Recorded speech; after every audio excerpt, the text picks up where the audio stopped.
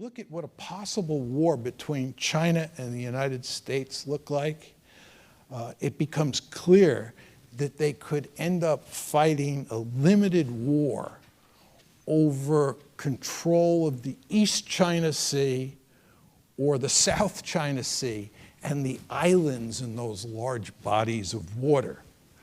Or they could end up fighting a war over another island called Taiwan.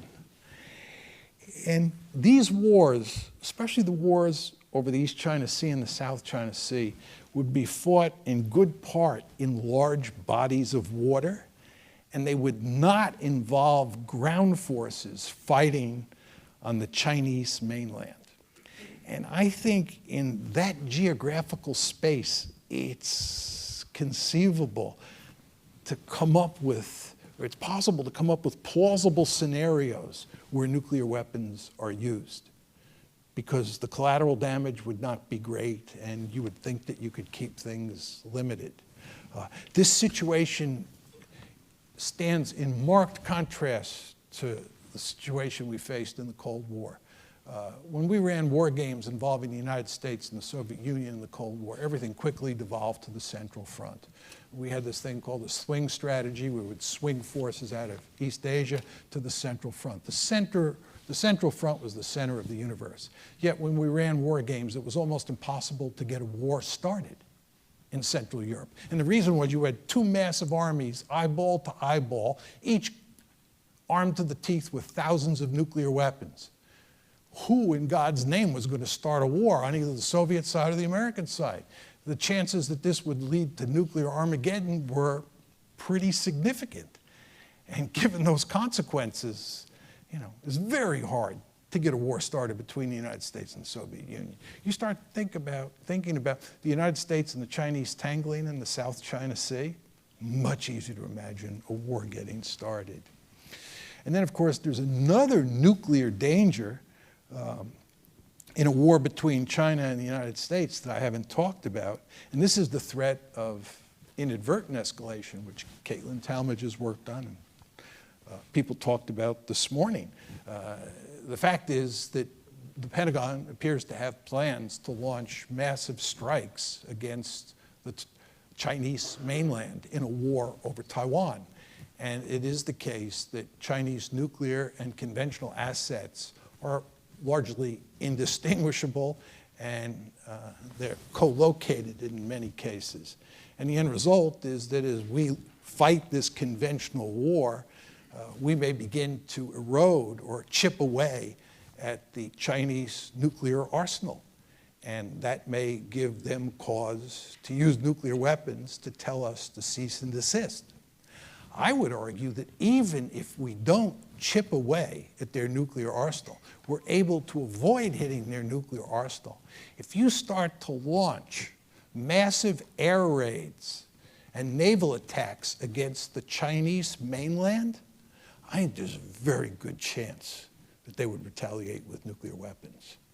One thing that strikes me from having studied great power politics for decades and decades is how sensitive, how paranoid great powers are about their security, and especially when it comes to their homeland.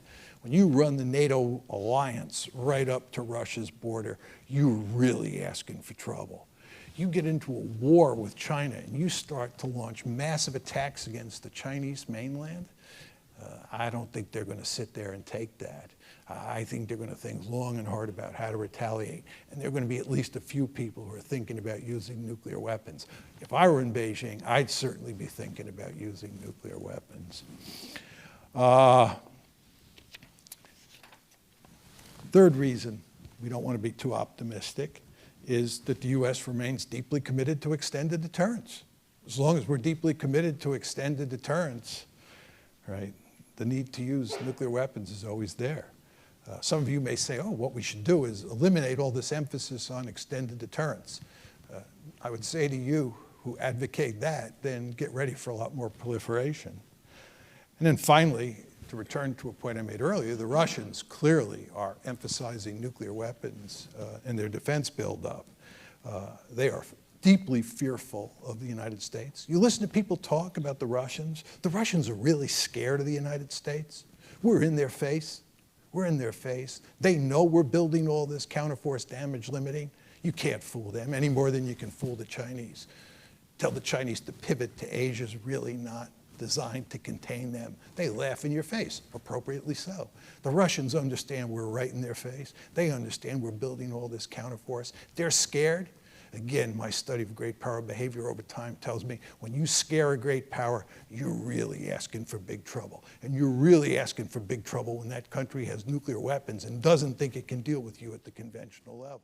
Because countries go to war for political reasons. They're powerful political reasons that push countries to war. And then the question is, do the military capabilities, when you look at the balance of power between the attacker and the defender, do the military capabilities of the two sides allow you, the aggressor, to think that you can achieve your success? Okay? We have two very famous cases in the historical record where countries went to war thinking they were going to lose. But they went to war because they thought that the status quo, the political status quo, was completely unacceptable. And therefore, they were willing to take a leap in the dark. In both cases, and I'll lay them out for you in a second, in both cases, they thought there was some small chance they would succeed, they would win. But they thought in all likelihood they would lose. But nevertheless, they went to war because the value of peace, continued peace, was so low, the incentives to go. And the two cases are the Egyptians in 1973 when they attacked the Israelis, and the Japanese in 1941 when they attacked the United States at Pearl Harbor. The Egyptians in 1973 had no illusions that this was really a case of Bambi going up against Godzilla, and the Egyptians were not Godzilla, they were Bambi, right? One of the reasons the Israelis got caught with their pants down in 1973, and even when the Israelis finally figured out the Egyptians were coming, were slow to mobilize the IDF, the ground forces, was because the IDF couldn't believe, the Israelis leaders couldn't believe that the Egyptians would attack because the balance of power was so unfavorable to them. The reason the Egyptians attacked was they were desperate, right? And the same thing is true with regard to Pearl Harbor. Bruce Russett, Scott Sagan, and others have written on this. I used to think when I was young that the Japanese were irrational, but they show you they were not irrational. The value of peace was so low, they were willing to leap into the dark, okay? I only raise these two examples to tell you that there could be cases in the future where countries that are armed with nuclear weapons are desperately scared. You say to yourself, but why should they be scared, John? They have nuclear weapons. They're the ultimate deterrent. You know, it's funny. I would think that that's the way they would think, but they don't think that way. It's interesting. You go to a place like Israel, you talk to the leaders there, people in the national security community, about how they think about their security. They do not have a profound sense that we have nuclear weapons, we have the ultimate deterrent, therefore we don't really have to worry very much about our survival. You go to Moscow today, you talk to Putin and his lieutenants, right? What you discover is that they are scared. I say to them, what are you scared? You got nuclear weapons. I've never seen a country on the planet that has nuclear weapons that disappeared. They don't want to hear that argument, right? They're scared. So you get a country like Russia that's really scared, and you get in their face, and you start threatening them, don't be surprised if this is Pearl Harbor or the Yom Kippur War all over. You can never be certain that nuclear weapons won't be used, right? This is my problem with the nuclear revolution argument. You can never be certain that they won't be used. You also can't be certain that they will be used. Because again, they are weapons of mass destruction, and countries don't use these weapons lightly.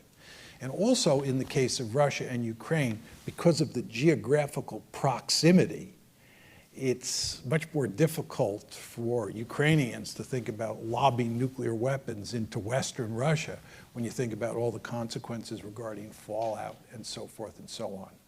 Is that North Korea has a benefactor.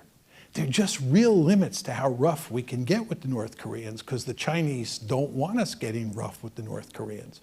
Remember, when we crossed the 38th parallel in the fall of 1950, it was the Chinese who came in.